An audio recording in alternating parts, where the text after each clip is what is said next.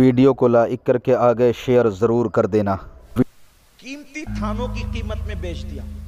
بزرگ تشریف لائے، اس نے خوشی خوشی کہا، کیونکہ جو نوکر ہوتے ہیں نا وہ سیٹ کو زیادہ راضی کرنے کے چکر میں بہت اوور کچھ کر لیتے ہیں تاکہ سیٹ مجھ سے راضی ہو جائے، حالانکہ سیٹ کبھی بھی ہٹا سکتا ہے۔ آپ کو اللہ کی رضا کرنی چاہیے، ہر حالت میں ہمیں اللہ کی رضا پر نظر رکھنی چاہیے، سیٹ پر نہیں، اس لیے کہ سیٹ کب تک سیٹ ہے یہ اس کو بھی نہیں پتا ہے، لیکن اللہ کا خزانہ کبھی کم نہیں ہونے والا ہے، اس لیے ہمیشہ ہماری نگاہ اللہ اس کے رسول کی رضا پر رہنی چاہیے۔ کب تک سیٹوں کی چمچہ گیری کرو گے؟ ان کو راضی کرنے کے لیے کب تک کے غلط کام کرو گے؟ میرے پیارے آقا صلی اللہ علیہ وسلم کے پیارے دیوانوں، تو دکان کے سیٹ کی خوشی کے لیے اس نے یہی کیا، کہا حضرت میں نے تو یہ بہت قیمتی داموں کے اندر یہ تھان بیچ دیا جس میں عیب تھا۔ فرمایا کہاں بیچا؟ کہا اتفاق سے قافلہ جا رہا تھا اور قافلہ فلاں سمت گیا، پیسے کہاں ہیں؟ کہا وہ پیسے میں نے الگ رکھے، کہا وہ پیسے لاؤ۔ پیسے لیا، وہ بزرگ گھوڑے پہ سوار ہوئے اور گھوڑے کو تیزی کے ساتھ دوڑانا شروع کیا۔ تھوڑی دیر میں قافلے کو جا ملے، قافلے نے پڑاؤ کیا تھا۔ فرمایا بھائی فلاں نام کی دکان سے کسی نے کپڑے کا تھان خریدا ہے، ایک یہودی کھڑا ہوا، اس نے کہا میں نے خریدا ہے۔ تو فرمایا کہ دیکھو بھائی ایسا ہے، یہ پیسے لے لو، وہ کپڑا دے دو۔ کہا کیوں؟ کہا اس کپڑے میں عیب تھا اور غلطی سے میرے نوکر نے تمہیں قیمتی دام میں وہ بیچ دیا جس میں عیب نہیں ہوتا، اس قیمت میں کپڑا دیا جبکہ اس میں عیب تھا، اس لیے پیسے لے لو، کپڑا دے دو، یا پھر اگر وہی کپڑا خریدنا ہے تو کچھ پیسے واپس لے لو اور عیب دار مال کی قیمت کے حساب میں اس کو خرید دو۔ اس نے وہ پیسے لیے، پیسے لے کر پھینک دیا، اس کے بعد دوسرے پیسے نکال کر کے دیا اور اس کے بعد کہا ہاتھ بڑھاؤ، کلمہ پڑھاؤ اور مجھے بھی اسلام میں داخل کر لو۔ بزرگ نے کہا یہ پیسے تم نے کیوں پھینکے؟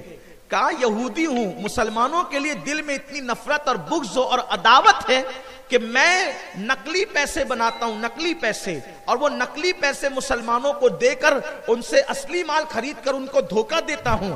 لیکن جب میں نے دیکھا کہ تم نے یہ عیبدار مال آپ کے نوکر نے بیچ دیا تو یہ پیسے میں نے اصلی نہیں دیے تھے، میں نے تو نقلی پیسے دیے تھے، اگر آپ خوش ہو کر کے رہ جاتے تو آپ کا مال تو میرے ہاتھ آ ہی گیا تھا، اگرچہ عیبدار تھا لیکن اصلی تو تھا، اور میں نے نقلی پیسے دیے تھے، یہ نقلی پیسے تم نے پہچانا نہیں، لیکن اب میں نے اس کو پھینک دیا کہ جب تم اتنے دیانتدار اور ایماندار ہو تو میں تم کو دھوکہ کیسے دوں، اس لیے میں نے نقلی پیسے پھینک دیا، یہ اصلی پیسے دیے، اور یہودی ہو کر اب اسلام اس لیے قبول کرنا چاہتا ہوں کیونکہ میں نے توریت میں سچے ایمان والوں کی نشانی یہی پڑھی تھی، اور اب میں اسلام قبول کر کے اسلام میں داخل ہو رہا ہوں۔ دیکھا آپ کسی کو دھوکہ دو گے تو ہمیشہ دھوکے میں پڑو گے، دھوکہ دینے والا آقا فرماتے ہیں دھوکہ دینے والا ہم میں سے نہیں۔ آج کل کیا ہو رہا ہے؟ دودھ میں پانی ملایا جا رہا ہے، تیل کے اندر دوسرا تیل ملایا جا رہا ہے، پیور تیل میں دوسرا تیل ملایا جا رہا ہے۔ آج کیا ہو رہا ہے؟ کپڑوں کو جو ہے الگ الگ نام دے کر کے بیچا جا رہا ہے، ہلکی چیز کو بھاری بتایا جا رہا ہے، نقلی چیز کو اصلی بتایا جا رہا ہے، یہ سب دھوکہ ہے۔ حضور فرماتے ہیں دھوکہ دینے والا ہم میں سے نہیں۔ اس کے بعد میرے آقا صلی اللہ علیہ وآلہ وسلم فرماتے ہیں کہ سانپ کو یہ سوچ کر چھوڑ دینے والا کہ اس کی ناگن مجھ سے بدلہ لے گی، وہ ہم میں سے نہیں۔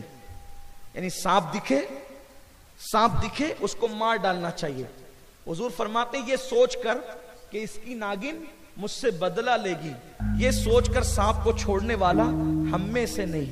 عام طور پہ یہ عقیدہ ہوتا ہے، اہل عرب میں بھی یہ عقیدہ تھا کہ اگر ہم کسی سانپ کو ماریں گے، جی ہاں، اگر ہم کسی سانپ کو ماریں گے تو یہ سانپ کی ناگن ہم سے بدلہ لے گی۔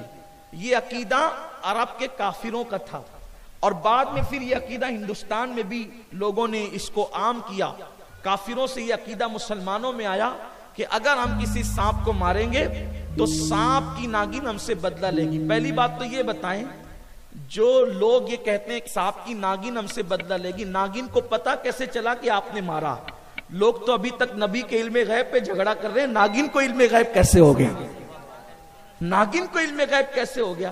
تو اس کو نہیں پتا کہ سانپ کو کس نے مارا۔ ایسا ناگن کوئی بدلہ نہیں لیتی، اور یہ کہیں یہ سمجھ کے چھوڑ دینا کہ بدلہ لے گی، حضور فرماتے ہیں ہم میں سے نہیں۔ یعنی اگر سانپ نظر آئے تو اس کو مارنا چاہیے، سانپ نظر آئے تو اس کو مارنا چاہیے۔ جنگلوں میں جو سانپ نکلتے ہیں، بستی کے اندر جو عام طور پہ ہمارے رمضان پورے کے علاقے میں بھی سانپ نکلتے ہیں تو اس کو مارنا چاہیے، فوراً مارنا چاہیے، اس کو چھوڑنا نہیں چاہیے، اس لیے کہ اگر آپ نے گھروں میں نکلے تو مسئلہ الگ ہے، اور وہ اس کے متعلق جو ہے انشاءاللہ تعالیٰ کسی موقع پر میں تفصیلی بیان کروں گا، لیکن ابھی میرا عنوان چونکہ وہ نہیں ہے تو اس لیے سانپ نظر آئے تو اس کو مارو۔ لوگوں کا عقیدہ یہ بھی، حکیم الامت مفتی احمد یار خان نعیمی رحمت اللہ علیہ فرماتے ہیں کہ سانپ کو اگر مارو تو اس کی آنکھوں میں مارنے والوں کا فوٹو آ جاتا ہے نا۔ مفتی احمد یار خان نعیمی علیہ رحمہ مشکات شریف کی شرح میں یہ لکھتے ہیں کہ مارنے والے کا فوٹو آ جاتا ہے۔ کوئی فوٹو نہیں آتا بھیا، کوئی فوٹو ووٹو نہیں آتا، اس لیے لوگ کیا کرتے ہیں کہ سانپ کی منڈی جلا دیتے ہیں تاکہ وہ تصویر جل جائے، وہ فوٹو جل جائے۔ اچھا وہ آپ نے یہ سوچا کہ وہ فوٹو آ جاتا ہے، اس لیے کہ لوگ اس دور کے جنہوں نے یہ عقیدہ گڑھا ہے وہ فوٹو تک ہی ان کی رسائی تھی، ورنہ لوگ یہ کہہ دیتے کہ وہ ویڈیو بھی آ جاتا ہے۔ تو یہ ساری تہمات پرستی کی باتیں ہیں، نہ فوٹو آتا ہے نہ ویڈیو آتا ہے، یہ سب چیزیں نہیں ہیں۔ اور لوگ دراصل مفتی احمد یار خان نعیمی رحمت اللہ علیہ یہ فرماتے ہیں کہ سانپ کو جب مارا جائے تو وہ بے ہوش ہو جاتا ہے۔ اصل بات یہ، سانپ کو مارا جائے تو وہ بے ہوش ہو جاتا ہے، لوگ سمجھتے ہیں کہ وہ مر گیا، لیکن سانپ مر گیا اس کی علامت کیا ہے؟ سانپ کو جب مارو تو اس کی پیٹھ نیچے ہو جاتی ہے اور اس کا پیٹ اوپر ہو جاتا ہے، یہ اس کی علامت ہے کہ وہ مر گیا، یہ ہے۔ اور اس کو اس لیے جلا دیا جاتا ہے کہ یہ بے ہوش ہو کر کے پھر چلنے نہ لگے اور لوگوں کو نقصان نہ پہنچائے، اس لیے اس کو جلا دیا جاتا ہے تاکہ یہ بات کنفرم ہو جائے، یہ بات بالکل واضح ہو جائے کہ یہ مر چکا۔